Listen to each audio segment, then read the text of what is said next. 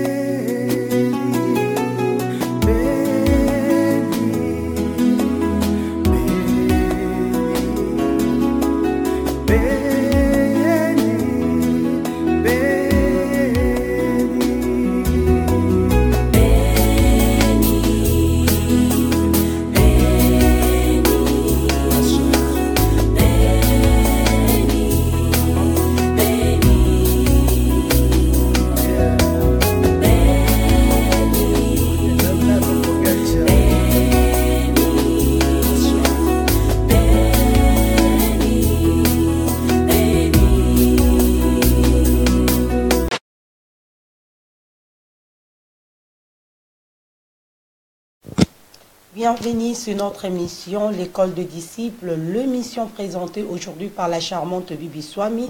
Vous savez vraiment l'auteur de l'émission, c'est Papa Henri.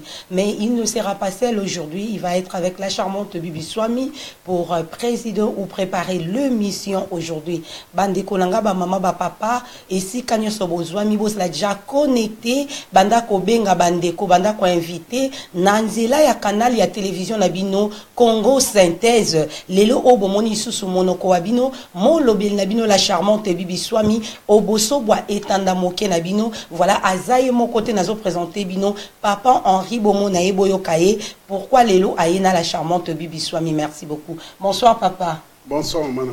Vraiment bandeko ba kolanda yo ezala kamala mondenge la charmante alobaka na ino motoye moko ko se présenter Papa Henri olingara ba bengonani na ebi koza un homme de Dieu, tu es évangéliste, pasteur, prophète parmi les 5 ministères de la Bible. Yo ba benga konani o se présenter bandeko ba yo kayo. En tout cas comme on a separa lango mingi daga Papa Henri parce que là papa. OK, merci beaucoup. Voilà Asa parmi nous pasteur, évangéliste.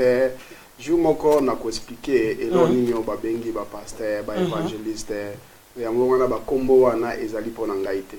Kitoko. Vraiment kitoko makasi bozwi réponse na yeba de koboko la nabiso vraiment bo fungola mato indenge la charmante alobaka miso mwabino pona komona koyoka o ekoloba malelo awa ya lobi aza papa to ebi rola papa ezalaka nini na kati na ndako moto ya train number 1 to lobaki ezalaka papa to ye na yo Papa Henri semaine passée bande ko balandaki yo tozo kende vraiment to banda poto kende droit au bi na kati ya émission na biso nde to lobi l'émission ici eza école ya ba disciple na école tout le monde a bayaka kozwa instruction bayaka kozwa enseignement bayaka kozwa connaissance donc tous on dit mapé ko espérer na kati ya nzela ya émission école de disciples eza vraiment na bana oba kozana enseigner bande konyo so ba rolanda oba ko acquérir to ko aboutir na quelque chose ko uta au kati ya monoko na yo semaine passée to landa ki yo la charmante landa ki yo vraiment malembe pe na boke bina kati na ndako na yoka ki yo vraiment ko landa o za ko lobela sur le retour du Christ confusion o esale maka na mito na bato ko lobake Yesu azako zonga azali ko ya mwana nzambe makoleza na nzela mais Papa Henri yo lobaki na landa ki yo vraiment o lobi ke Yesu akozonga susute akoya te parce que azala kanabiso habitaka kati na biso tant to lobaka déjà Yesu azali awa c'est-à-dire Jésus-Christ est en nous. Et pourquoi tokendaka su koluka tokozela Yesu o akoya arozala ya modèle nini. Bande ko bele ba se poser ba question et bele puis ba comprendre ki yote o lobela ki Matthieu 28:20 lorsqu'ils seront enlevés. Yango sko o mekasus ko expliquer un peu tokene moi briefly batu ba yeba nini o lobela ki semaine passée avant que tokota na mozindo ya maye o ko yebisa biso lelo. Merci beaucoup. Merci pena, merci na ndenge o disposer tant na yo pona koya ko répondre na place ya bandeko oyo ba tuni ba question. Tadi tango école des disciples na likaka na liboso na bato. Donc nazo s'entendre te que bato tout ba comprendre yango. Parce que niveau ya bato ekeseni. Donc ezana bato oyo bazali pema destiné à la vie. Donc ezapé na ba o ba bengi bango les fils de la prédiction. Donc tango message à école des disciples pesamaka. Donc ezali pona ba oyo batangama pona yango. Ezapé na ba oyo batangama na bango pona yango te. Donc même ndenge tozo pesa message boye. Donc ezali clé ya vie ya moto o ezo pesama. Alors, nous avons condamné ba pasteur, nous avons condamné pe bandimité parce que mutu nyonso tu oyo atea liwa ya Yesu, résurrection ya Yesu, na retour ya Christ comme un personnage, azali tout simplement victime. Il y a faux évangile. Aza victime. Donc par là na lingina lobake mutu nyonso tu babengi un pasteur. Oyo andimaka ke un personnage mutu moko, corps physique moboye, ayaki na mokili, amemaki masumu ya bato, babakaki na ekulusu, bakundie après 3 jours à sekwi, amataki likolo, et puis à kozonga. C'est-à-dire il y a un personnage qui doit rentrer. Donc comme on a Jésus-Christ. Alors mutu nyonso tu oyo ateya message wana azali médiocre et puis azali victime ya semence ya lokuta. Parce que tango ozozwa mukanda o babengi Bible et bandeli ya Bible tina suka et parla kaka mystère ya vie ya moto. Pas autre chose que ça. Alors mutu nyonso tu oyo azoya na message libanda ya moto aza victime à fausse semence. Donc to croire que Christ a raison na ye susute bana to banda ko zela to komona yete akotika la kape ko ya jamais ce ko bat ba zela ndenge nini lo ndenge nini ngo expliquer ba to que Christ a ko ya to ndenge to sabwe mama na ngai na le kakana media pona ba blague te voilà Moni ngai nazali moto a métier. Naza moto a métier donc naza musala onga na salaka. Il y a bien dans ceux qui na lingi na lobango na média donc na yoka sonité parce que ça métier beaucoup bien onga na salaka. Alors tu koyo jamais na les cas pour na sala publicité à métier na ngai. Mais na les cas na média parce que naza na responsabilité ya kopesa bomo na kati na bato. Donc nazali motote oyo nazali awate po bandimi baya ipana ngai ou bien boye to bangisa bato donc to bangisa bato connaissance boye naza wana te donc eloko o nazo pesa ezali clé ya vie na kati na bato parce que bato ebele ba demeura na kati ya ignorance wana croyant que il y avait un personnage o babengi Yesu Masia yaki ko mema masumu ya bato akufaki et puis asekwi akozonga message wana eza message oyo et rendre bana na nzambe faible et puis feignant et puis ignorant. Donc oyo bazolo bake Yesu akozonga le retour de Christ. Donc message wana ezali message ya destruction. Message ya koboum donc eza faux et archi faux. Parce que donc même bibliquement bakoki qu'on prouvait le retour d'un Christ en personne. Mais il va retourner comment quand il ne va pas retourner parce qu'il n'a jamais existé. Ok. Donc pour toi, Christ, on a arrêté quoi? Christ azali ya oyo azalite na ndenge oyo ba église na ba pasteur bazo expliquer batoke il y a un homme Christ à kozonga mais le véritable Christ azalaka na kati na moto et moto pe abotamaka déjà na Christ na kati na ye tozonga na moi moke papa Henri to tchana moi pose vraiment maman bandi ko pesa moi ese na kati ya mitema bande ko bakola na biso na moni bakolongola pina confuser na kati ya mitema na bango bon tango balobaka na biso na kati ya bekli sato na beglise na biso ba ensemble ese ka moto la moto akindaka ko yamba to ko bota mayasika na kati na moto engolo bani OK omoni force ya christianisme ezaka manipulation ya ba mot ko bota mayasika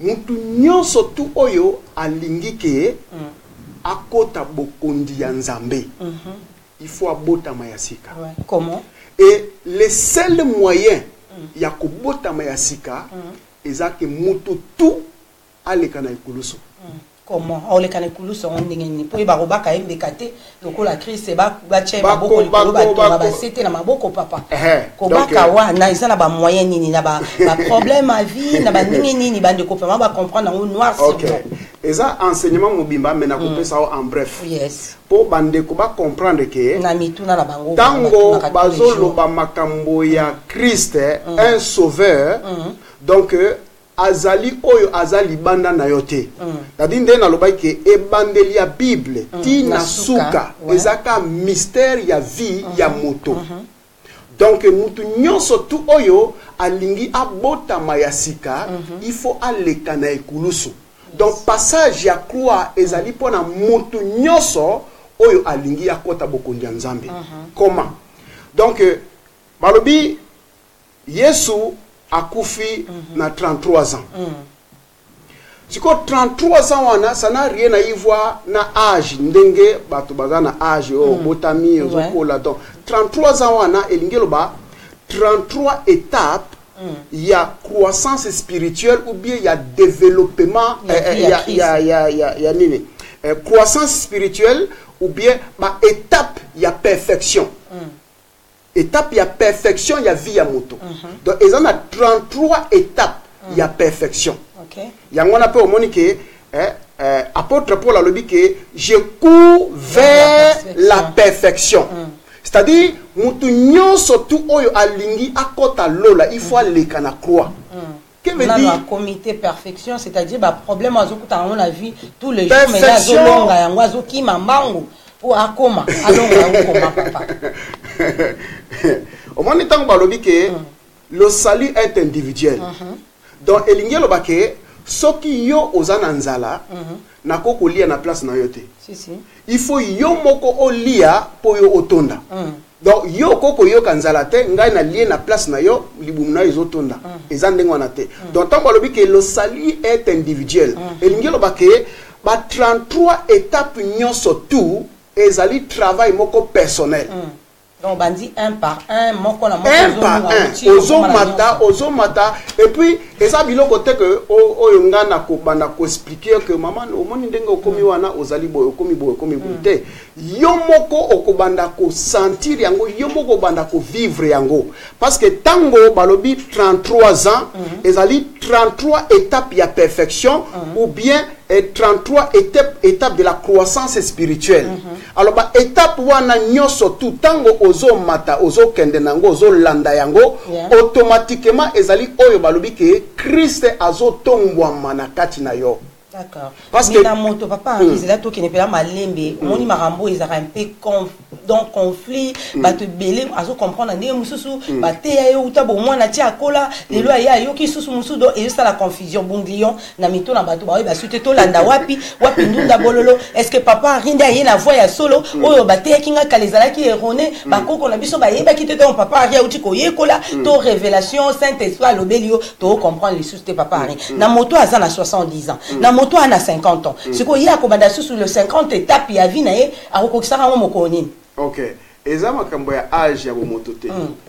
Donc non, spirituellement parlant, de Christ, il y a qui jusqu'à 33 ans, disons, mais ce qu'on a moto mosu soit à 50 ans les lots, moto il y a 40 ans, il y a des étapes n'a que les modèles ni pour expliquer bah tu vas comprendre. Donc 33 ans wana ou bien 33 étapes, eza âge ndenge âge ya moto te. eza o babengi la croissance spirituelle ko croître lingelo bake olongo na ozo mata bébé spirituel donc ozo mata alors pour to zonga na question o lobai ke ko botama ya sika ba botamaka ya sika na ekuluso tango balobi ke babaki ye na ekuluso donc tango akomi na Golgotha Golgotha ezali ngomba et ngomba wana ezaka lieu de rencontre alors sikoyo tango balobi la croix croix ezo symboliser o babengi vie alors sikoyo balobi tango akomi na Golgotha babaki na ekuluso. Ça veut dire moto nyonso tout oyo azana croissance spirituelle azo kola spirituellement. C'est-à-dire parcours wana nde babengaka 33 ans. 33 étapes il y a perfection ou bien de la croissance spirituelle. Alors si tango akomi na ngomba ya Golgotha, il faut babaka, c'est-à-dire nani o bazo baka le vieux homme. Et tango lobi ke botama eko botama ya sika, c'est-à-dire tango okuluwe le vieux homme. Akufi na no yakala. O yakala akufi. Maintenant au botami non selon la chair, selon l'esprit maintenant. Selon l'esprit. Osomona. Yango balobake ko botama ya sika. Donc ezali mystère ya vie ya moto et bandeli nati na suka, on ne parle que du mystère de la vie d'un homme.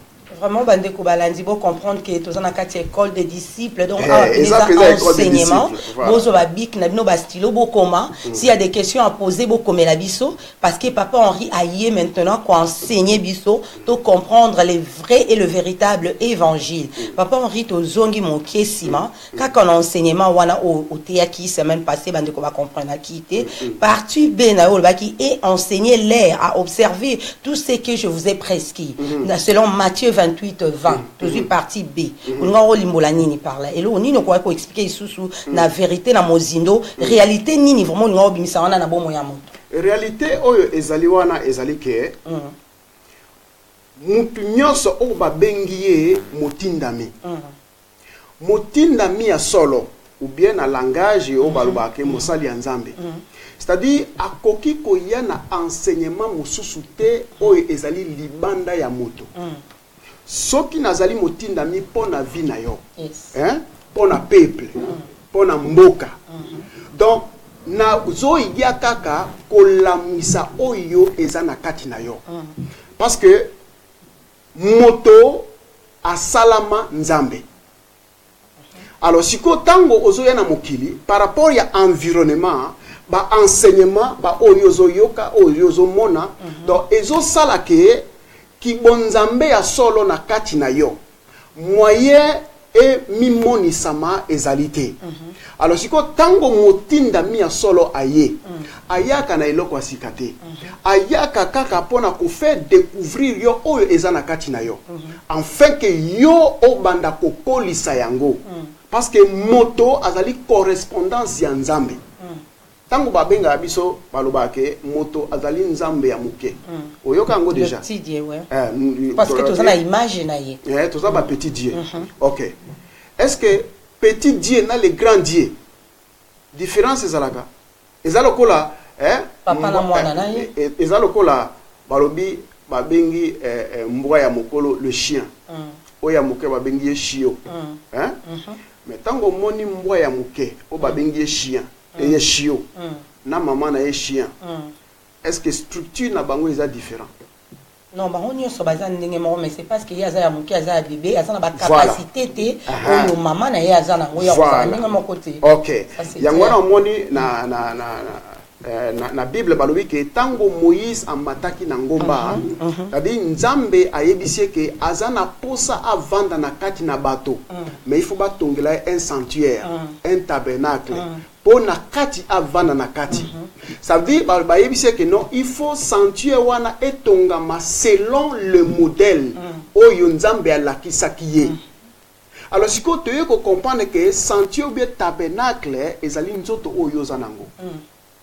Donc, otongama selon structure ya Nzambe.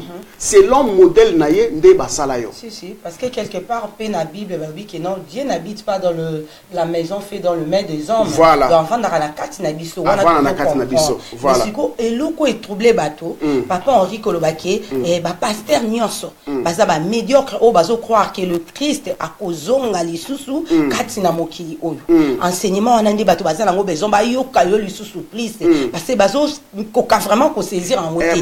Utambota mana bango balakisa bango que Yesu a kozonga pe il revient bientôt. Mais lelo papa Henri a longo libiso na miso aye ko biso kati na confusion que Yesu wana a kozonga kana été. Donc si tozo kozela tozela kasute et ke ba pe papa rinde comme ça ba kena okena ngasu église te na fa na ndako po Yesu ngonga lazo kene pona zela ya zonga mais siko lokwa ko ya na Yesu te don atika nga pe ko sambela moto nyonso tu oyo azo croire retour ya un Christ un personnage de Christ aza un médiocre parce que croyance wana eza na sens mon côté eza na sens mon côté mama na ngai okoki ko croire moto oyo azalaka pe physiquement boité siko soki lokola ye azalate siko nani oyo akozonga alors sikoyo na kati na Bible tango tozotanga ngo na Bible oyo bango pe bazanango donc bazo expliquer na ba moyen nyonso comment le Christ est dans l'homme. Bazo expliquer ngo na ba moyen nyonso. Donc si je comprends bien, nazo comprendre la place na bino bandeko, ba question zo posame ebele pona ko fungola entendement humain na bino bo meka mpe ko sosola papa Henri eloko nini amemi pe eloko nini oye alingaloba. Donc Christ a habité kanaye na kati na biso. Tozala kanaye tolala ko tolamuka kanaye. Donc tozala posate tozela oya koya physiquement parce que otika la koyate. Akotika la pe koyate. Mais dans le spirituel peut-être qu'azali. Non? Vrai ou faux? Azali na kati na yo. Donc tozela la biso. Sans ye okosala eloko moko te mama na ngai. Toyemba na biso sute azali koya makolo ezana nzela. Donc wana eza ba médiocre. Banzembo moko ba médiocre. Donc omoni nyonso tu oyo mama na ngai ezali nazo mema iloko moko ya sikate. Parce que iloko moko ya sika ezana ngo pete. Donc nazo fait ko découvrir yo kaka oyo yo zali. Et puis oyo ezana kati na yo. Oyo ezo sala ke yo ozala oyo yebite. Yo zo kanisa ke ezana iloko mususu oyo ezali libanda na yo oyo esalaka ke yo ozala non donc oyo ezali na kati na yo tango moto atomboli Christ c'est-à-dire azana kati ya vie ya croissant azo kolisa kibonzambe na ye c'est-à-dire ezo longola na niveau ya se ezo memaeti na Golgotha c'est-à-dire po abotama sikoyo yasika non selon la chair mais selon l'esprit parce que tango balobi ke babaki na ekulusu après rideau ya temple et se divisé en deux donc ça n'a rien à y voir na biloko moko physique ou bien naturel boye rideau se divisé en deux ilingelo ba voile ya illusion o ezalaka na kati na moto et se divisé siko okomi na o babengaka miso ya mulimo yango babengi balobi ke temple et se divisé en deux donc etikali nzoto ya kati pardon oyo etikali oyo akati ton intérieur ya mwana de spirituel ngolo babwe donc spirituel donc moto d'abord moto aza esprit moto aza énergie ozomona alors siko tango balobi les vieils hommes les vieils hommes azali moto oyo azali contrôler na libanda c'est-à-dire vie na ye avivaka selon l'influence ya entourage ya libanda oyo yazomona oyo yazoyoka c'est-à-dire wana za o babengi les vieils hommes mais ce que moto oyo abotami ya sika a cloué le vieil homme c'est-à-dire il ne vit plus selon l'extérieur mais il vit selon l'homme intérieur qui est le véritable Christ. Maintenant siko tango le véritable Christ azozwa contrôle siko na kati na vie na ye atomwamiti na Golgotha abaki le vieil homme babotami ya sika c'est-à-dire akomi ko vibrer na niveau supérieur oyo elingelo bake akomi le véritable correspondance ya nzambe ya munene c'est-à-dire okomi na ye ya munene ozaki nzambe ya muketi alors sikoyo lokola obaki le vieil homme c'est-à-dire okomi sikoyo na ya munene bokomi eloko moko. Voilà. Yango na la Bible balobi ke Yesu na ba pharisien azo yebisa ba pharisien ke oyo amoni ngai amoni papa ngai na papa tozali eloko moko. Pourquoi? Parce que aza lisusu na niveau ya CT akomi déjà na ekulusu donc azo vibrer na dimension ya likolo oyo aza na correspondance na force supérieure. En tout cas bandeko bokolanda biso na bandi bozo sosola penza malembe pe malamu na bokebi papa Henri lelo oyo aye bongo na kati ya école ya ba disciple a ko enseigner ba disciple nyonso esika bovandi ba pasteur nyonso basengi la bandimi bolimbisi papa Henri bato bavandi na bango na kimia nyonso bolimbisi ya nini basali masumu nini oyo bango bakosengela bandimi bolimbisi. Donc qui dit basengela bandimi bolimbisi c'est-à-dire bango pe ba pasteur faut basenga pe bolimbisi pona bango moko. Au fait nena lobaki anazo condamner mutu te pona nini basenga bandimi bolimbisi parce que bango d'abord bango baza ba victime. Omoni pasteur moko ana Londres abenga ngai semaine passée alobi alandi ngai na bokebi nyonso donc azo mona ndenge nini akoko contredire yango te ozo mona mais sikoyo bakomi na ngambo parce que moto oyo abimaki ke nzambe atindi ye et ateyaki déjà retour ya Christ siko ndenge nini akoko zonga lisusu pona ko yebisa bandimi ke donc Christ on alobaki wana ezali oyo to mona ba filmer to mona eza personnage te ezande oyo avani na kati na yo. En tout cas bandeko ba alors siko bango baza na mais siko oyo la nanga bien mama na ngai moto oyo babengi ye mosali ya nzambe ya solo. Yes. Soki ya landi message oyo akozwa courage pona ko yebisa peuple na nzambe ke tala nzela ya solo yango oyo. Mais oyo kolanda ba pasteur on peut ba kangala bango l'église. Donc na moni ki ba onye support le quoi ba osenga bolimbisi baza pe na connaissance après bolimbisi ba osenga ba noter ya nini. Après bolimbisi baza na kati erreur. Après osenga bolimbisi d'abord ezo libérer bango et puis ezo libérer peuple oyo bazo kamba. Mais il faut pas qu'il nous soit connaissance en quelque part quand bazo comprendre connaissance en kati ya berezi baza na kati ya berer ba bomi bandimi ebele ba sengeli bandimi bolimbisi ba sengi bolimbisi mais quand bango ba ye qualité lokola yo ba yebi véracité zanini donc ba ko demeurer toujours na kati ya mabe wana na berer wana. Mais c'est quoi ils senga la bango basala ni soko comprendre que ba kosaki yo comprendre dango il faut ka otinga makawana.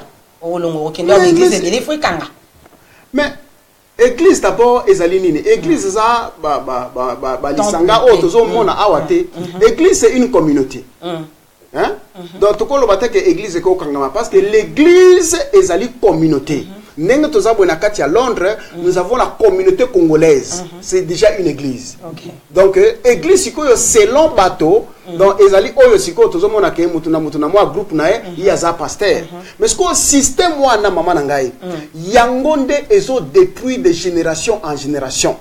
Parce que tango moto azana connaissance ya oyo ezali yete il ne peut rien. D'accord. Papa Henri, sotoyo qui vraiment nyonso to comprendre nyonso qui vraiment tozaba médiocre. Tozana berere rebelle et les pasteurs et les bandimi. Banda to banda. Donc confusion totale. Bande ko ba ko tuna ba question so otangi na tableau au mona moko azo insister le bi ya linga ye bakaka le Christ revient ou pas. Le Christ ne reviendra jamais. Parce que le Christ demeure dans l'homme. Il demeure dans maman Odette Loua. Donc Christ akozonga te po ye azalaka na kati na moto. C'est-à-dire tango na zolo ba awake motinda mitango ayaka. Ayaka na eloko moko ya sikate soki ka ko pelisa oyo eza na kati ya moto te. Parce que kibonzambe ya solo ezaka libanda ya moto te. C'est-à-dire po okota en contact, po okoma correspondance, po ozala na lien na nzambe ya munene oyo za nzambe ya muke, il faut ko kolisa le Christ oyo azana kati na yo. Akoma munene na niveau siko okoma na papa eloko moko. les canons vraiment dans Matthieu 18-20 et ça peut parmi les passages au ça qui sont expliquer les sous clair parce que na moni makambo ils a vraiment ma tata et c'est ngayo mon kolomo côté papa Henri et heureusement que tous dans la carte école de disciples pour bana ko enseigner ko bana ko zongelaka pour que bandeko ba mais quand même ko comprendre ou ya ko comprendre pour landa question monsieur et tout na maki avant que tous on à la Matthieu 18-20 bandeko bazo tout na est-ce que papa Henri a le bien à pasteur té à évangéliste c'était à papa Henri il a une église son église où à té à kawapi papa Henri a Evra place ni toko bo moni titre wana école des disciples et ça penza école des disciples à solo donc chaque dimanche ezaka dimanche kaka pour reste à bajou mosusu na na tante ezaka dimanche et ça la pena école des disciples et objectif ya école des disciples ezali tout simplement pour faire découvrir moto o ezali parce que ndena expliqué semaine passée okoko yamba yesu te mais il faut qu'on découvrir nde yesu o azana kati na yo o yamba te po azara déjà na yo donc il faut kaka voilà il faut qu'on découvrir ye et tango yo découvrir ye obani ko tombola ye tango Christ azo tombwa manakati na yo okokoma lokola Christ te ozokoma Christ ye moko oye lingelo bake okomo vibrer na niveau supérieur oyo okomi correspondance okomi o babengaka kiti ya bokonzi ya nzambe evandi pa kati donc kiti ya bokonzi ya nzambe de boyoka wana ezali yo ezali ngai parce que yo ozali kiti oyo nzambe soki alingi asala likambo na kati na mokili na ye ako utiliser nani soki moto te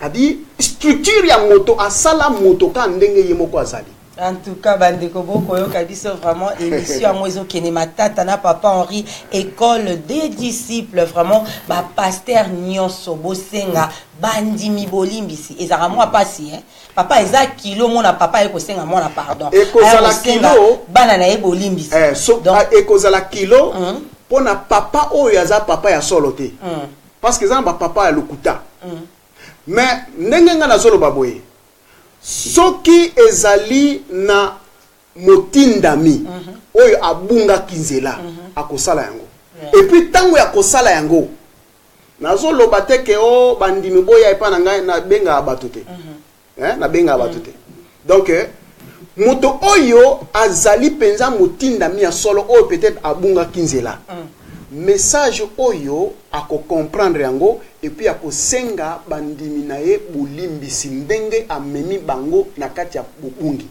Mais papa a réussi à deux pasteurs au balobi qui non bango bazan à trois chemins bazan erreur te bazan a rien et à cause se reprocher te pour que basenga bandimi pardon et que balimba les kapinza ba ya au sala débat na papa Henri ou expliquer bango et puis bango ba peso pe ba verser ba prouver que Jésus-Christ c'est à cause zonga yo rolobani est-ce que vous accepter appel na bango ba il y a vraiment un débat pour le quoi aux écoles peut-être que vous allez occasion pour la bango pe koyeko là aussi ba écriture au bango va comprendre pour accepter appel wana malheureusement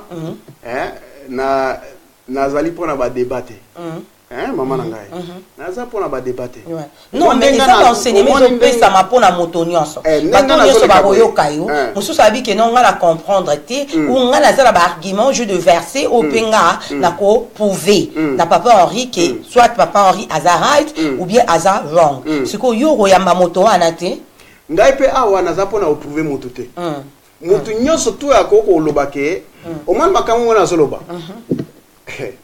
omana ngai na zoloba yango bien ezana mutu moko te oyo akoko ya na ba argument oyo eko a contredire maté ya to enseignement ya message oyo parce que moto oyo azali censé ya kozala motindami ya nzambe ako comprendre que ezandenga na zoloba parce que ebandeli ya Bible tina suka ezaka mystère ya vie ya moto parce que okoko prétendre te ya kobanda koyekola ka nzambe oyebi ndenge nini azalaka tozo kende tozo koba vraiment masolango ezo ya kitoko makasi papa Henri est-ce que yo olala ki olamuka ki ozwa ki ba enseignement o ndenge nini Christ a lobela ki yo c'est par la révélation pour yo o comprendre que Christ a kozonga te po azalaka déjà na kati na biso habitaka na biso tout le jour et yo comprendre pour soso lango lelo yango pesi enseignement on a kati école de disciples mais est-ce que bande comme ça ko tuna babi ezala ndeni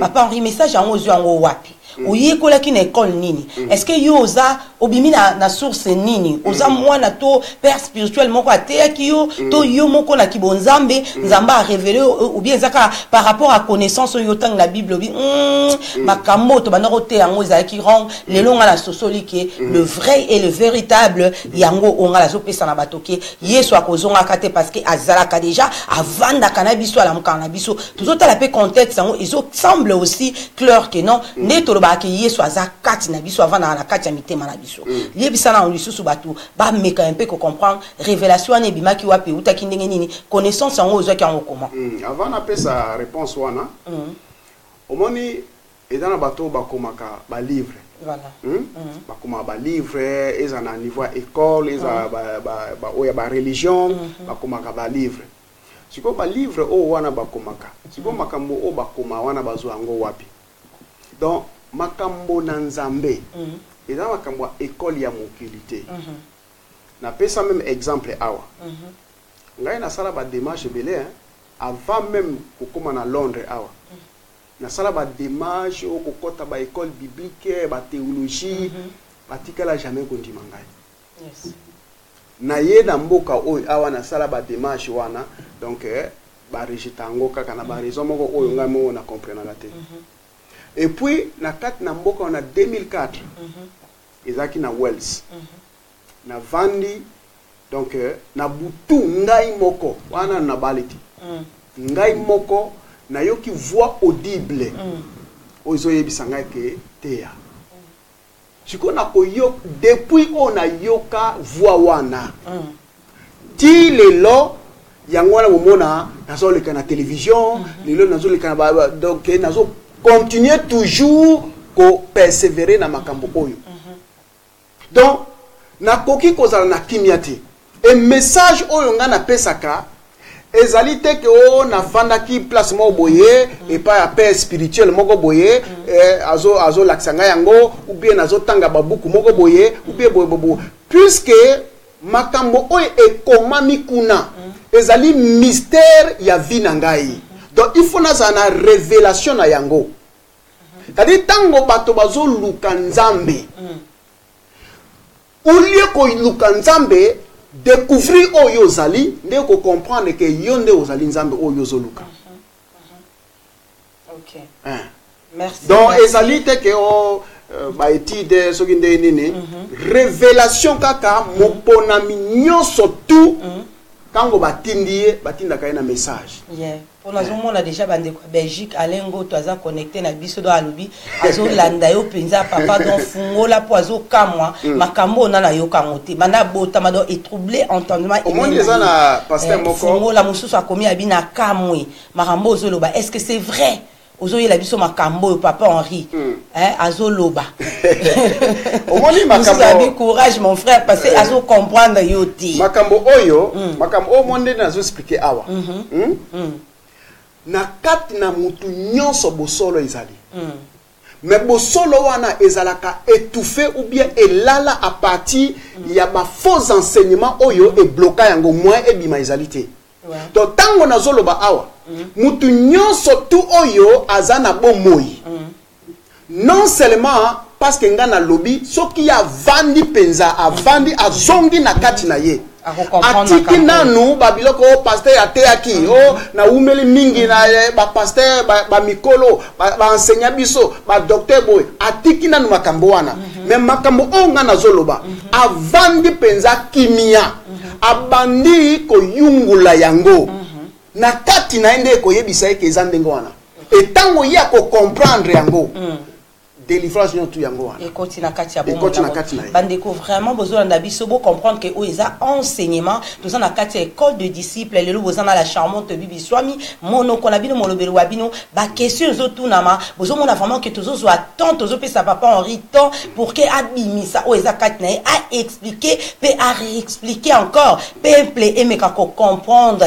avec nzela ya Congo synthèse bato nyoso bazola na biso nazo mona nkweme wili cheche ye pas na bi papa Henri tu expliques bien mon frère donc expliquer vraiment tout le monde pécheur pour naïe donc azo comprendre makambango pinda qui enseignement ango yango nde bande ko na ngo besoin selon Matthieu 18:20 ndenge fongole ya kibiso semaine passée la vérité wana o ebombama ki olobi le véritable Christ aza nani pour na moto mutu nyonso ndenge olobaki obaki na l'église o bateki biso ndenge odi ba pasteur basenga bolimbisi baza ba médiocre papa Henri expliquer encore pour na bayo balanda ki yote alengo to alobi ayoka ngo lisusu na 18 na 18 bazo expliquer boy balobi que place mi balemi sato basangani il est au milieu mais qui le Christ alors maintenant si il est au milieu de vous siko oyo bozo zela azonga eza oya wapi parce que Christ azalaka moko n'est-ce pas ouais. Alors siko bosangana ka dimanche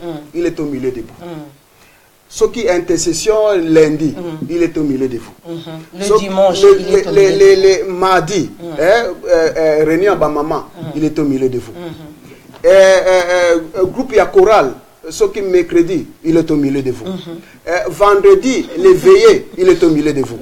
Alors, samedi, il est au milieu de vous, répétition, et dimanche, il est au milieu de vous.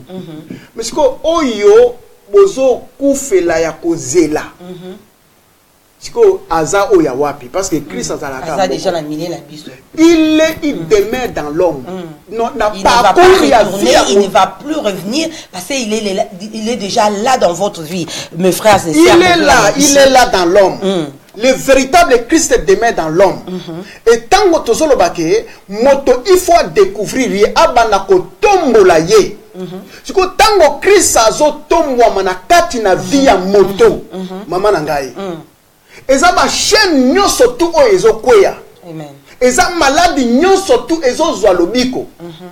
Parce que moni ndenge na lobike nzoto na biso ezali structuré selon Nzambe.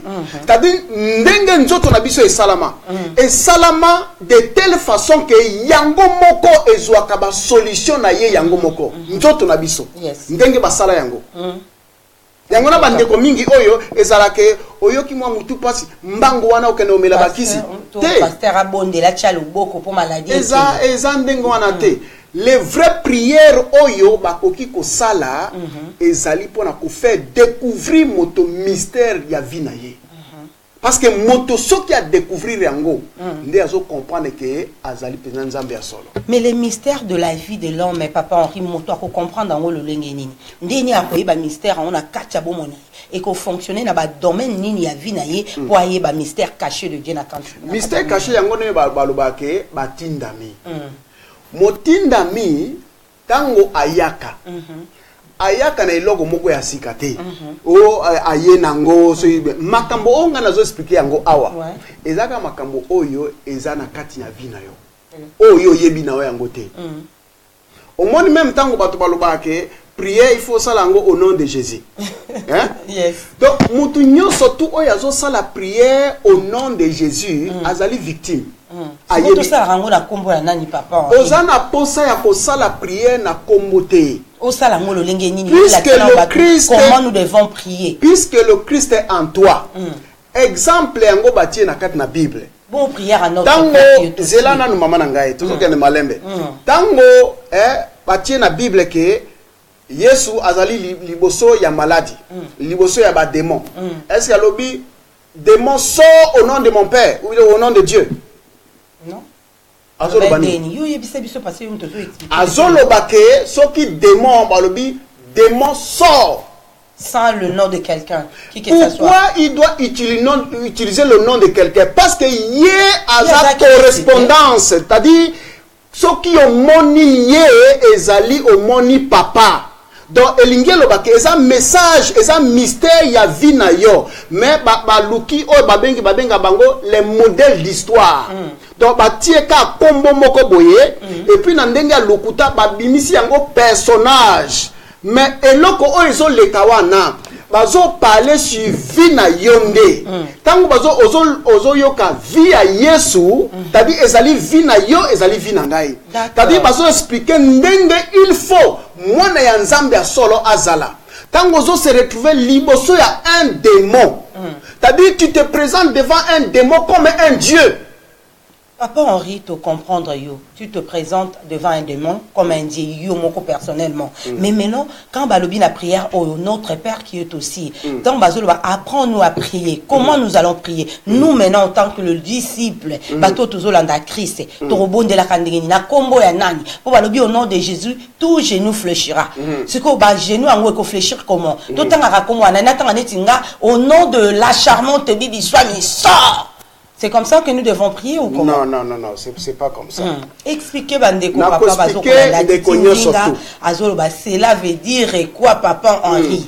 La puissance de Dieu est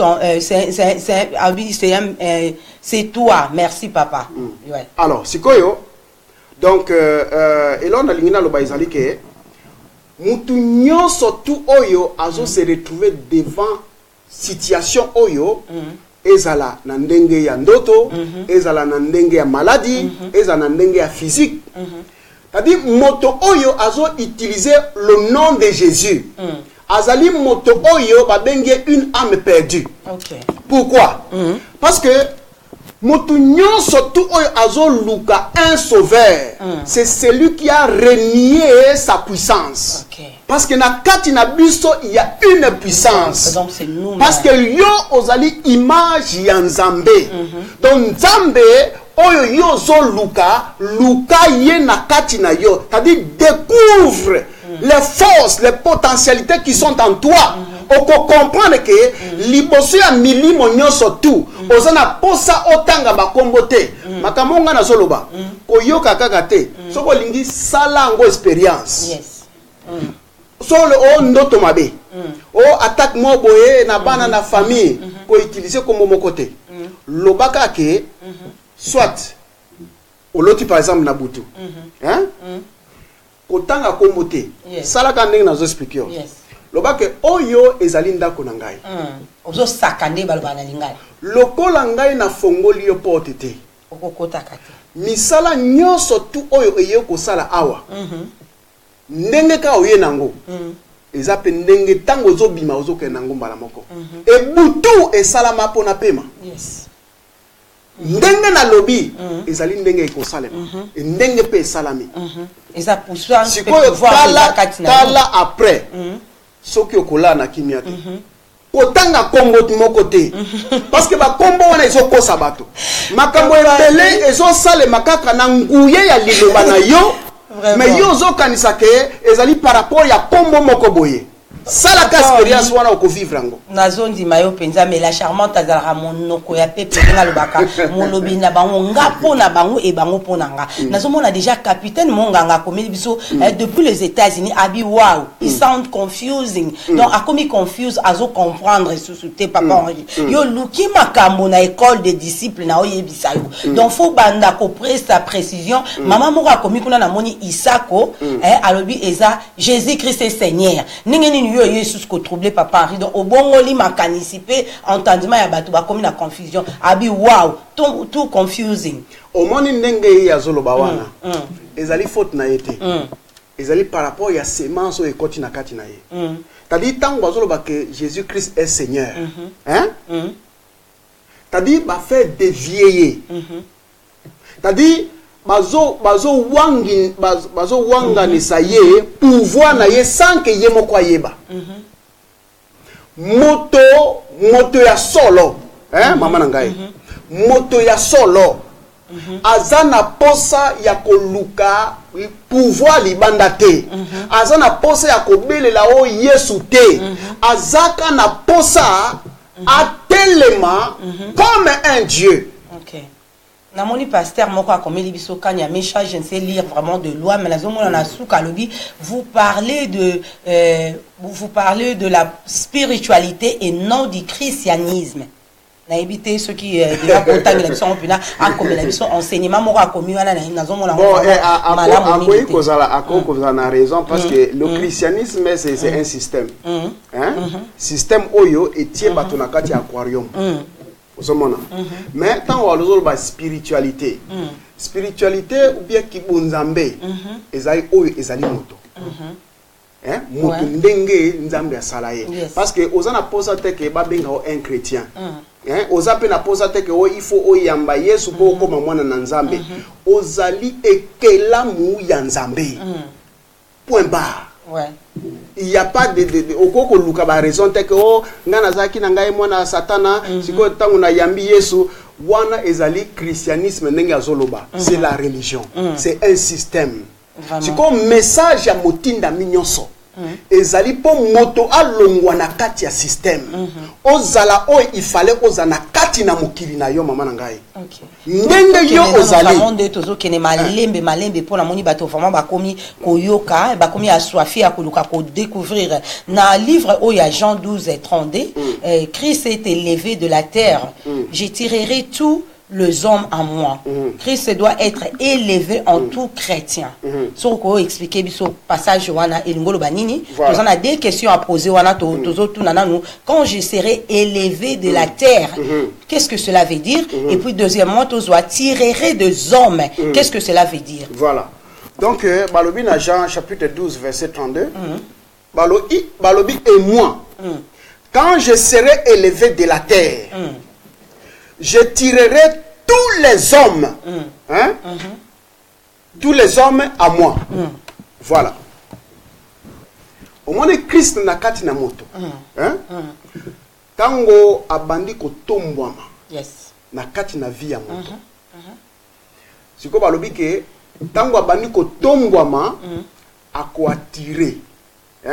Tango balobi na nous quand je serai élevé de la terre. C'est-à-dire élevé de la terre, azo longwasiko na se azo makalikolo. Voilà. Yango babengi ke, yango na lobai ke, donc ezali 33 ans, 33 étapes de la perfection. De la perfection ou bien de la croissance spirituelle. Alors, sikoyo Christ na kati na moto, tango ye azo tombwa manakati na moto.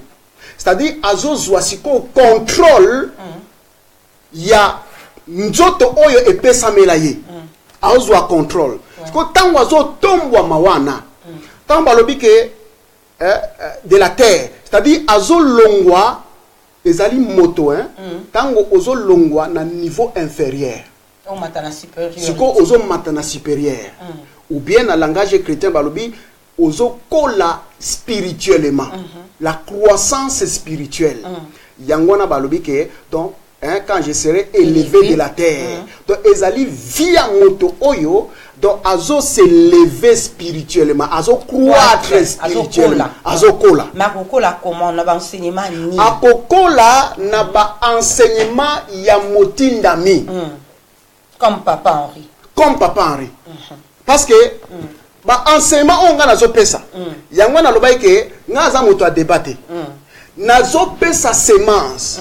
Et mabele nyonso tout oyo eza mabele ya bien et kopota nzete ya munene. Oui, Papa Henri, alors, tout à fait d'accord, mais il faut quelque part pour accepter pays de débat parce que bato mosusu banda babota manetinga na yoka na enseignement oité baté ya biso autre et bi makamba ngone musu mais lelo Papa Henri une école de disciples ayo talisa biso autrement donc mutu aza forcément te ya ko accepter ndima iyo na ndimi yango mais mutu musu olobi na ko yana nzela neti ba passer mususu comme un débat to bien on ka débat parce que azoya ayoka yo azo connaissance oyo zanango. Si cela est vrai, si et seulement si c'est qui sort de ta bouche, et ça vraiment yango vraie parole, ok, et ça peut ça saline au lobby, seulement soit les actes nayo, et ça peut transmis forcément et pas naï, vous comprenez? Mais quand ils actes non mutuka randima ezo boka malama bele kitoko mutu muso azane peter moko ya bien alingi na pas ndima mais alingi na noa yoka pour aza déjà mon pasteur aza médiocre siko ye amoni ke anga koto na faire peut-être fonga pena kende na prouver ye yo pour prouver ce que vous sali un débat vous dé botala siko oya aza dans le vrai abendi muninga n'est-ce pas ça? Au fait ngai awa nazali tout à fait différent. Mais ça m'a ça papa Henri. Nazali motaba débat maman ngai. Adresse aux autres pestatés, église aux autres pestatés. Ce qu'on va dire, nous c'est la une fois la semaine pour bayoka maté. Il faut bazelanga une fois la semaine. Mais ba kokolaté papa Henri. Oh. To kola ndenge. Ndenge yo zo zwa yango boye. Hein? Parce que objectif na biso na école de disciples na lobango chaque dimanche. Ouais. Donc soko yé. Avant to kota na enseignement o ilandi. To bandana na oyelekaki. C'est-à-dire question na zongia to bandina o ezaki ma passé na Jean 12. Question nga ezalaka chaque dimanche ka mi balé. Et loko nini o yo comprenaki. Pour nini na tuna question wana. Parce que eloko tout oyo moto a comprenaka. Okomaka eloko ango. Ozolanda. Alors, sikoyo lokola yo comprendre. Deuxième question nga ezalaka ndenge nini esungi yo. Parce que ce qui au comprendre automatiquement, il faut même un plus na vie na yo. Ce qui est même un plus, ça veut dire que tu n'as pas bénéficié. Donc, on comprend l'enseignement. Donc, on comprend un côté. Et puis, ce qu'on comprend était, donc, na ko limolango lisusu na niveau peut-être na kita moi moke pour comprendre ngo peut-être très bien. Et quand yo ko comprendre yango, kati na yonde ko yebisa ke zandengwana. Donc yangona na lobike yangona na lobike ndenge nga nazo leka awa nazo lobate ke na convaincre bato mais ezali semence o nga nazo pesa. Oui. Donc semence on a bati peu exemple pour na kati na Bible. Balobike un semer abimaki pour na osemer ba mbuma mususu ko na zelo ba mususu na mabanga. Alors donc ça veut dire ils ont l'accès à différentes catégories à vie ya bato. Donc ils ont bato oyo donc ata expliquer ndenge ni na utika la jamais ko comprendre ngo. Ba bingi les fils de la perdition. Ozomona. Mais na kati wana mabele ya bien ezanga ka jamais. Au monde ils t'ont expliqué awa. Ezana bato oyo bazo comprendre ngo on dirait donc clair. Ndenge tozoleka awa. Mais ezana bato oyo bazo comprendre on dirait bazo comprendre te. Mais soki ka avandi ye moko penza a comprendre ngo. Abandeli lisusu enseignement ngo. Voilà. Aremier ngo oyayokaki. Et puis ndenge ngolala ba verset d'écriture soki a comprendre yango. Akomona un grand changement na vie na ye.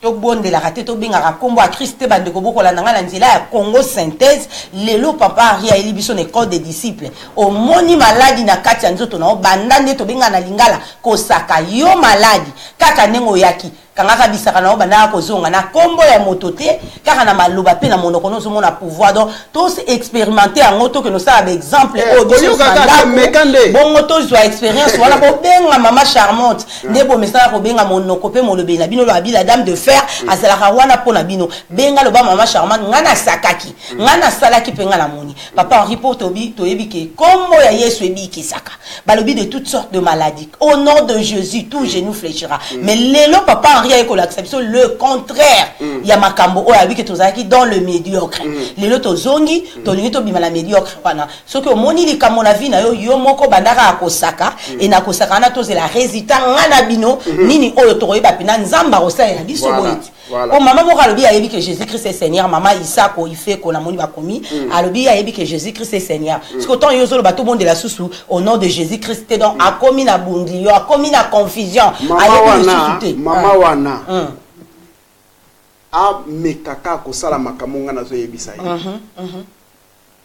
atanga kombote abelela makila ma côté même ce que alingi akende ko na butu aza olala bien te mwana za maladi ya ngatanga mwana maboko akotana wana surtout ba maman Willy Claude Jama lobi azotu na siko liboko po atanda mwana malade mwana zobela mwana yaka fièvre kende na kombo na Yesu Masia tia liboko na libumu siko asa ndeni mwana wana azana posa ya kombo ya Masia te azana komposa makina na Yesu ekitate azana posa soki ya kombo nini te azaka na posa à reconnaître pouvoir na ye oyo azana ngi en tant qu'une maman.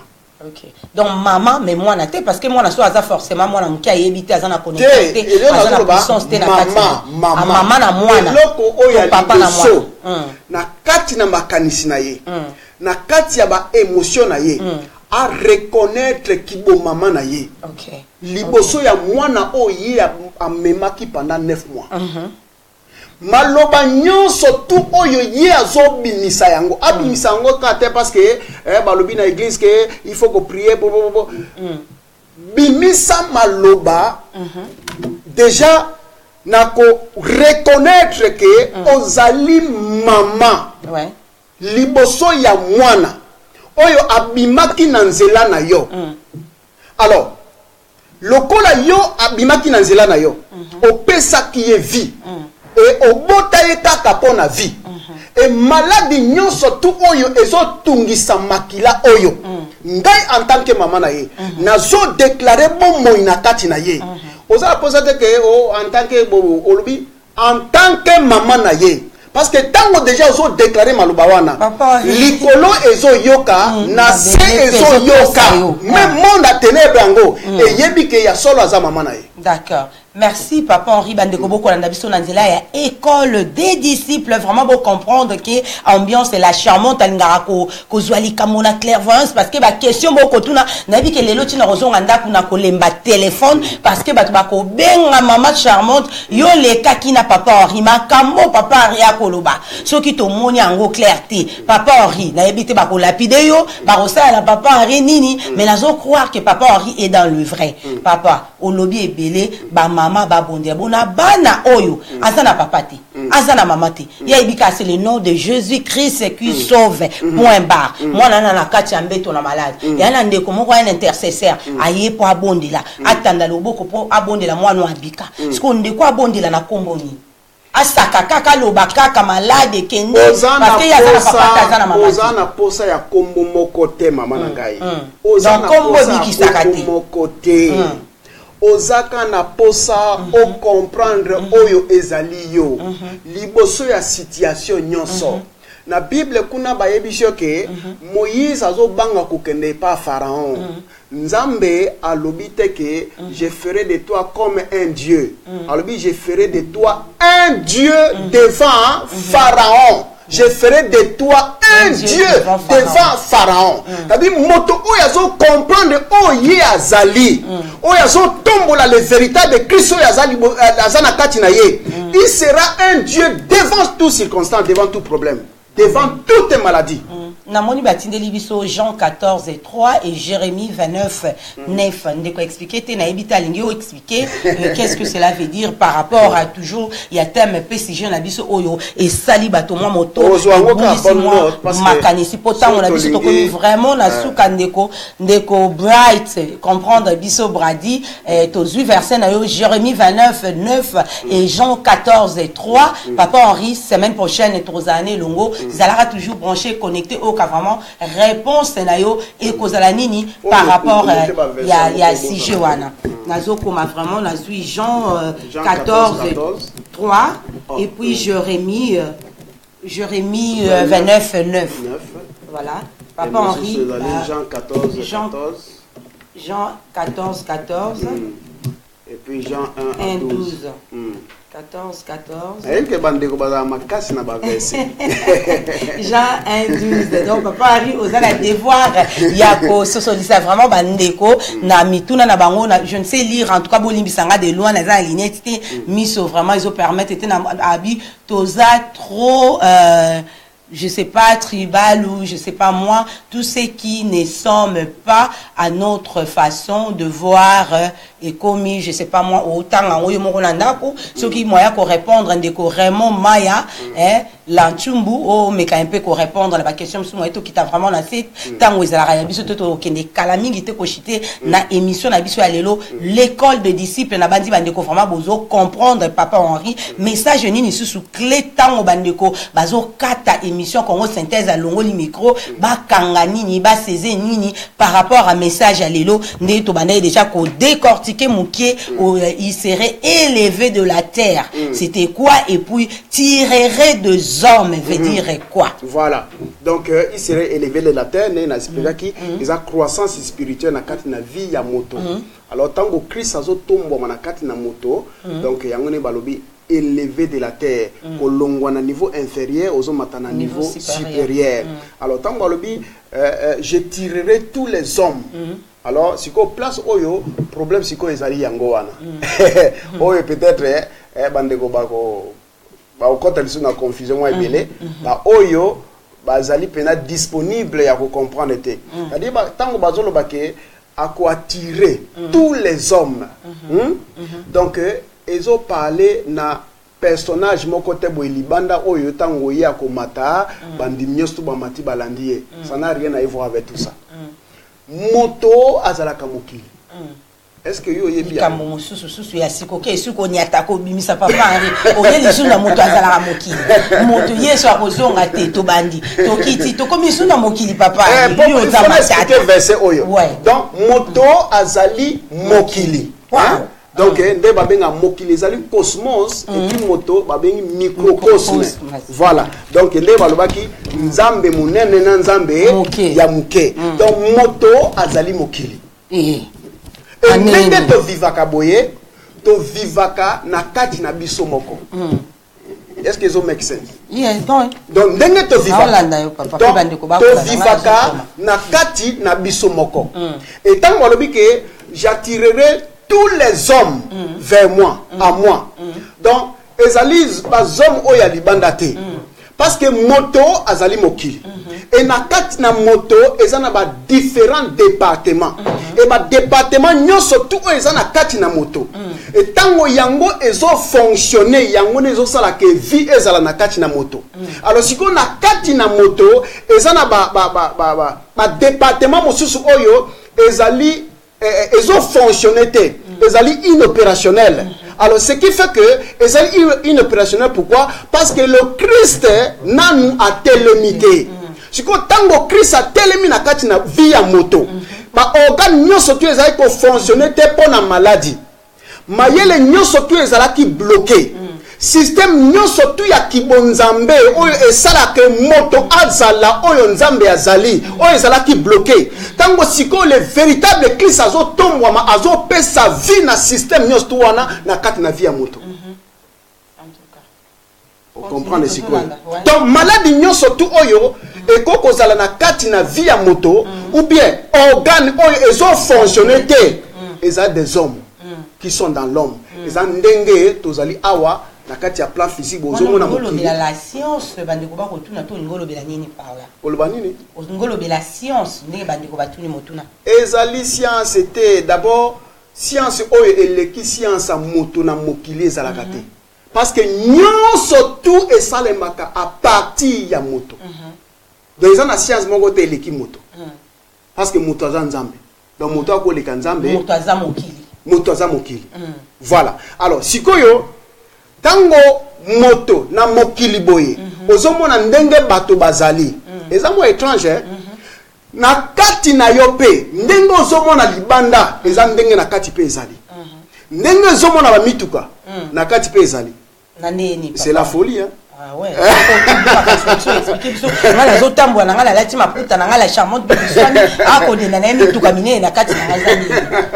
Na kati na yo ba mituka ezali. Na kati na yo bato bazali. Na kati na yo eza spirituellement te. Kolanda ka spirituellement te. Na kati na nganga yo na kotambola na za moto enine. Papa mituka efata suna kati moto. Moto azali mokili. Soko zondima ke moto aza mokili, elingelo ba ke nyonso to zomona libanda na yo eza na kati na yo. Wow. Donc ndenge ozomona ba pharmacie, ba manufacturing, nyonso tout ba usine eza na kati na yo. Wow. Parce que mokili oyo ezali moto, structure na yango e fonctionne ka 24 sur 24. Donc ndenge ezali boye, et puis nzoto ezwaka charge na yeye moko. Soki azana posa ya biloko ya kolia, ya pesio signal. Mais ils en ont na kati na robe na on peka na mileli e moko te apesio signal.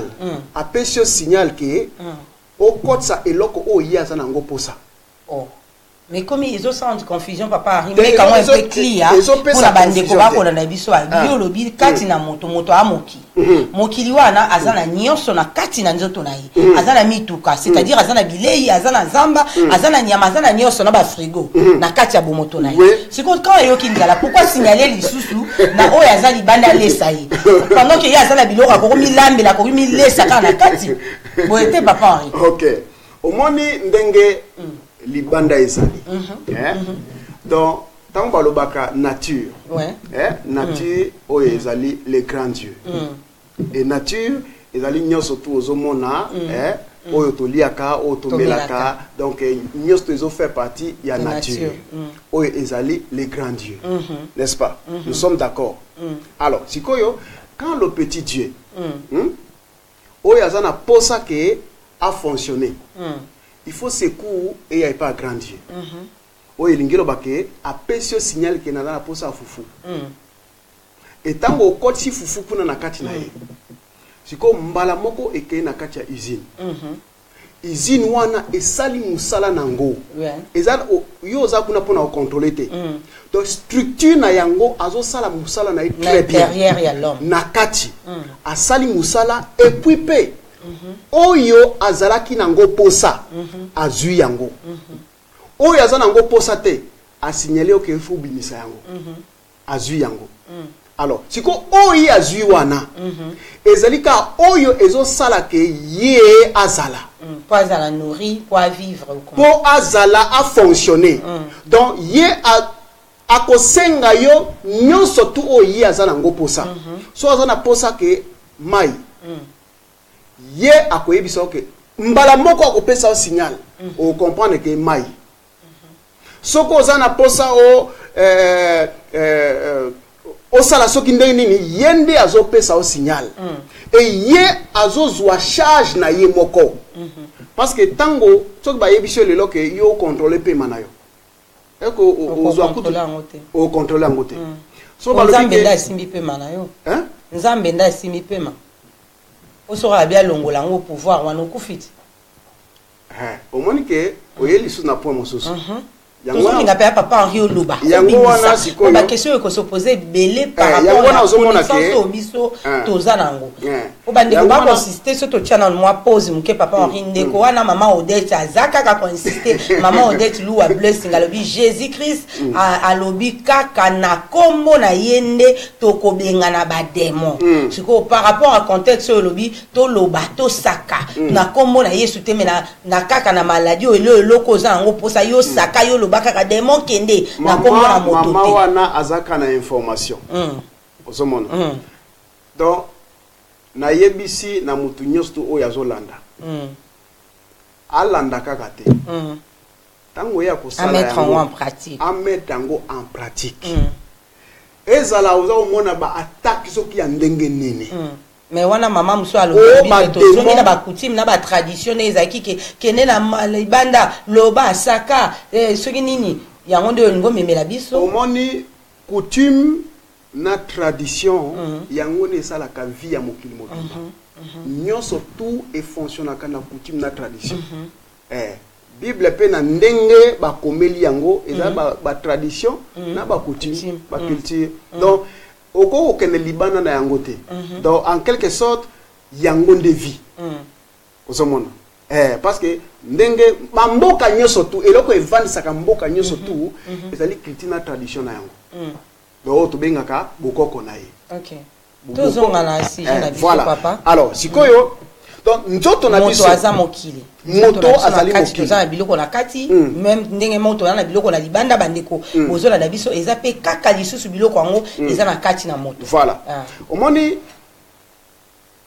makila il faut ezala toujours siko moto nde a préparaka makila na kati na moto est-ce que yo o préparaka makila après o kotisi na kati na yo non nzoto na yo ye moko nde azosala musala wana kasi parce que lobaki dans makila to moni ke biloko ngo ezana oka iso pesa moi confusion muke parce que makila ezara na kati yanga na kati ya nzoto ya moto ezara na libanda na moto te donc na kati se nzamba sala eloko na utilité nango na esika yango esengeli kovanda o pe ya libanda bo moto bozomo na corps humain nanga boye visage nanga mon extérieur tout ça le pied tout mes deux bras nyonso eza na kati ya libanda mais quand ekomi susu na kati libanda ezo sala bandeko moi confusion ba bi mais ka ko expliquer clair parce que bazo comprendre yoti donc eza le quoi échanger bazo ibate eza mate ezo uta na bible eza makambo ezo uta na esprit na yo na makanisi na yo ozo memela bango nini tout oyo ngana ko expliquer yo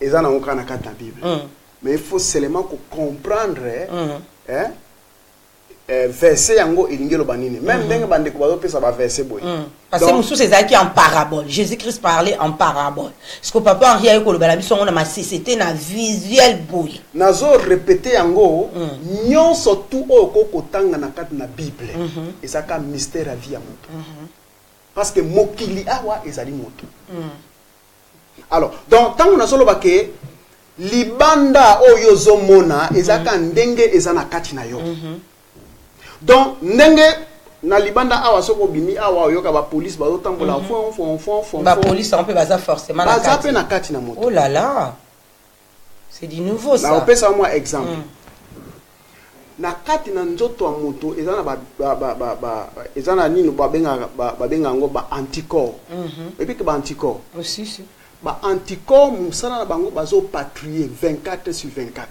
na kati na vie ya moto yango na moto soki azana ba anticorps o ezali solide ezali difficile pour akoya malade ezape mboka nyoso tu oyo police azo sala musala na yango ezali difficile que ba dégâts ça ouais ba kufa ba mbeli ba mando voilà tout ça et ndenge po zo mona wana ke o ba transport ezo tambola ezali pe ndenge moko système ba nerf ndenge ezo fonctionner parce que makila ezo bima ezo toucher tous les quatre ko ya mokili à partir de transporteur bazana kati na biso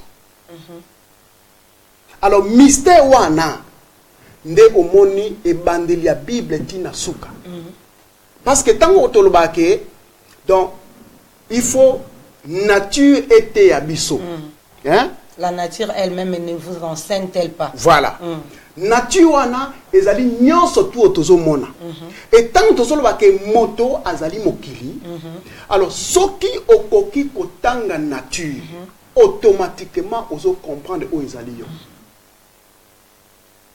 yango na lobi ke nyonso tu ezali banda ezana kati na yo donc napesi yo moi exemple wana pour comprendre ndenge fonctionnement na biso na kati kuna ndenge ezali eza ndenge oyo zomona libanda en tout cas vraiment bandeko balandi émission na biso l'école des disciples lelo bozaki na wabino la charmante bibi swami toujours na nzela ya papa Henri o est vraiment azoya kopanda mpoke to bible na ndenge oyo yo o comprenaka avant te ndenge o bate ya kaote balakisa ko babi azali koyama koleza na nzela le Christ va revenir encore yesu akozonga pa azali koya balobi car il revient bientôt tant bato ba koloba balobi makamwa mabe comme au salema ba tribulation ba tremblement de terre ndeko na ndeko ba kobomana bazopesa ba signe ya temps de la fin ce total na Matthieu 24 papa Henri balobi dans le dernier jour mais tozomona esali contradiction to ekomi contradictoire na oyo Matthieu 24 lobi na oyo papa Henri a ko présenter biso lelo que le Christ ne va plus revenir na corps physique et akitalisu na kata mokili oyo car azalaka na biso to zalaka na ye bandeko nanga to tambola kana ye to lia kana ye nyonso to salaka Christ azalaka na biso elongo donc akoyaka lisusu te po aza déjà parmi nous na si wana bandeko ba comprendre que et auquel lisusu na ko banda makamo oyo il sera élevé donc bandeko to comprendre lelo que moto nyonso aza mokili na nzela na papa Henri bo hésiter te bo benga numéro de téléphone et vous allez afficher sur comprendre malamu te olingi aussi o benga la charmante bibi swami na 074 40 63 00 83 na répéter les sous pour une meilleure compréhension na ba question na bino et ça bon 074 40 63 00 8 et 3. So bolingo comme na Facebook, il y a la charmante Bibi Swami, boke bon on a Bibi Nyenga entre parenthèses la charmante Bibi, bokome la biso et papa Henri, il sera en mesure ya ko répondre à bino na mituna ba question nyonso o bino boko se poser na yebi ke et semble bino difficile et salimo muke compliqué, moi to tanga la charmante à kotanga tango ninga lobaka et ça ka biso te na assure vraiment papa Henri il se fait comprendre parmi bino koloba aussi que ba pasteur et nyonso à l'exception de personne bosenga biso bandimi pardon parce que boté la biso mabe boza ba médiocre donc pasteur amoni kaza médiocrité comme la biso benga numéro à la charmante Bibi Swami eza wana tona nzela ya Congo synthèse bazala kana pona biso okomi ba ko répondre et papa Henri il sera à mesure de vous répondre pona kosuki sa papa Henri moni nozolo ba pona lelo ya suka tobi ke eza ya suka te to rokutana kana susu le mardi prochain mais pona lelo message clé o lingi bande ko bazonga na onanda kuna o suki sa oneni message clé ezali ke mutu nyoso tu oyo babengi un pasteur donc asenga bolimbisi epai ya mondimi na ye e ndenge nazoloba boye oyo azali ya solo akosala yango et oyo azali ya solo te akosala yango te donc eza déjà preuve que donc oyo akosala yango te eza déjà preuve que donc aza médiocre déjà. OK. Merci na papa Henri pour le message oyo ndenge na pesi yango awa boye bande ko ba retenir yango très bien et bandeli ya Bible tina suka ezaka mystère ya vie ya moto. OK. Et ba étude nyonso tu oyo esalamaka na mokili esalama a partir ya vie ya moto. Merci na papa Henri o azalaki bongo monokoto molobe na bino lelo bande ko bouti kolanda na kosuki sana moke na moni vraiment ba pasteur balandi biso toza bongo na pasteur Jean Bosco Kanya Mesha alobi message o eza ya foi ya ba babaye et message ya Rose Croix et les autres donc ba Freemason ba message moko boye o bande ko boye bi ya ba secte ndenge to benga donc papa Henri na yebi ke lelo tango na biso ko mokuse o ko expliquer biso vraiment pe o répondre à biso semaine prochaine et merci na pasteur Jean Bosco Kanyamesha na moni vraiment ozaï kolando ozaï connecté toroyo ka vraiment papa Henri soki message oyo eza vraiment ya ba science o ya memeli biso lelo pona kosuki sa merci un grand merci na bino nyonso bandeko fidèle téléspectateurs to bandeko fidèle internaute o bolanda ki biso na nzela ya canal ya télévision nabino Congo synthèse télévision nabino moko o bolanda ka tout moment bozala ka toujours connecté et branché chaque jour bon na ba diversité ya ba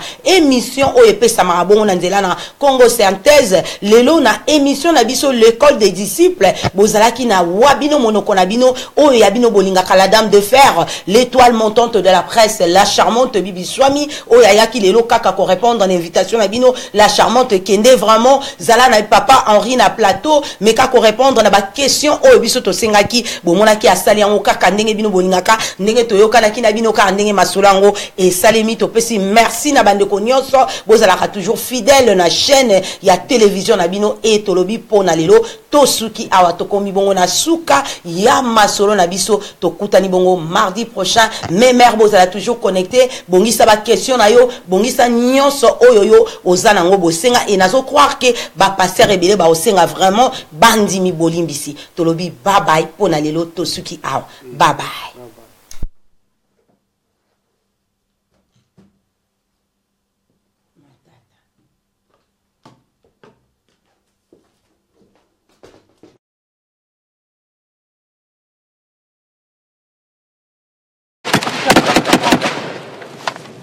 Why are you killing us?